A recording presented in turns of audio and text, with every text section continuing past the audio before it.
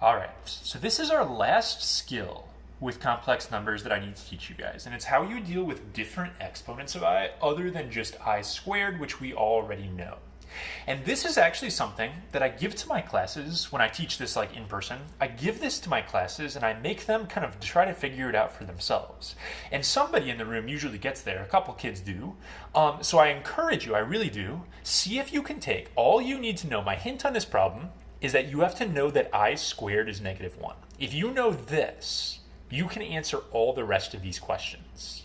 So pause me and give this like 5 minutes of thought. See if you can figure out how to get these answers based only on this fact right here. Okay?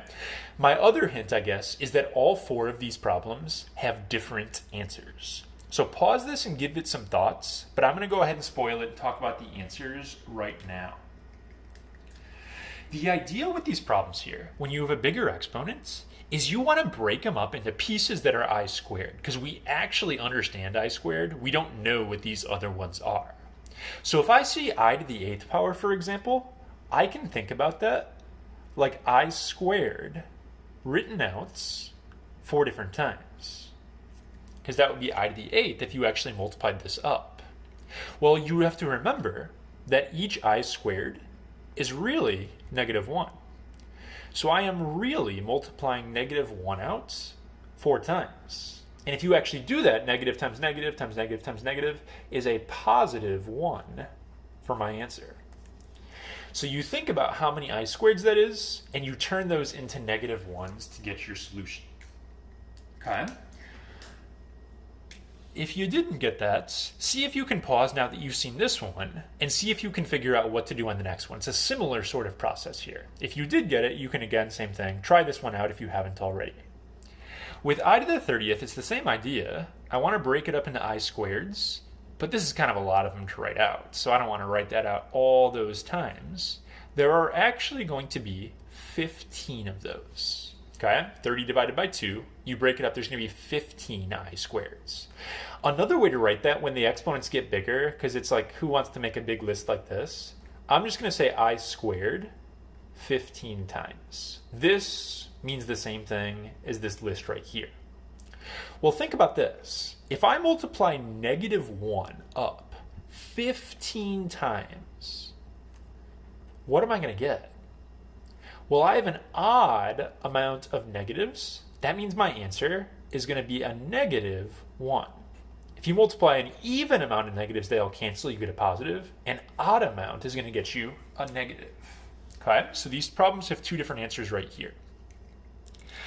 Same deal if you want to try out these other 2 if you haven't yet, but for the third problem, it's a little weird because I want to break it up into I squareds, but I have an odd number to begin with, so I can't even do that yet.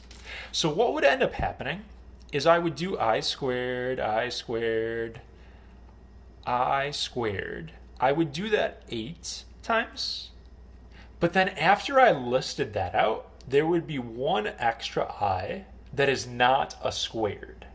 Okay? So basically, I'm going to treat this like it's I to the 16th. That's going to be this part right here. But then there's 1 leftover I. So this part right here, if you multiply 8 -1s, the negatives are going to cancel and you're going to get a +1. But there's an I left over. That doesn't go away. That's just going to stay on your answer and you will get a +1 I for your solution. Okay, so you take off 1 of the I's, you deal with the rest of it, 16, like you would do a normal problem, like one of these, and then you just remember there's an I left over for your answer. Same sort of concept right here. If I see I to the 47th, I want to make this 46 so I can actually divide it by 2. That means I'm going to have an I left over for my final answer. When I do I to the 46th, that's going to be I squared written out. 46 divided by 2 is 23 times, and then I still have that extra I. 23 -1s is going to get me a -1, and then the I is left over. So my answer is a -1 I.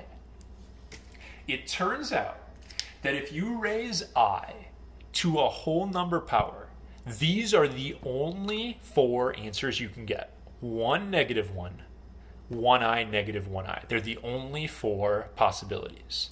If it starts out even, you're getting 1 or negative 1. If it starts out odd, you're getting 1i or negative 1i. And then to figure out which of those it's going to be, you have to take your exponent and divide it by 2, check to see if it's even or odd. One example problem, now that we've actually talked about this here, so try this one for yourself, and I'm going to walk you guys through it right now. So it starts out odd. That means I know my answer is going to have an I on it. It's either going to be 1i or it's going to be negative 1i. I'm going to make this a 604 and deal with that instead. I have to divide that by 2. If I do that, I'm going to have I squared written out. That's 302 times. And I'm going to have that extra I. Since when I divide by 2, it's an even number, it's going to be a positive 1. If it would have been an odd, it'd be a negative 1. So my answer to this one is a 1i.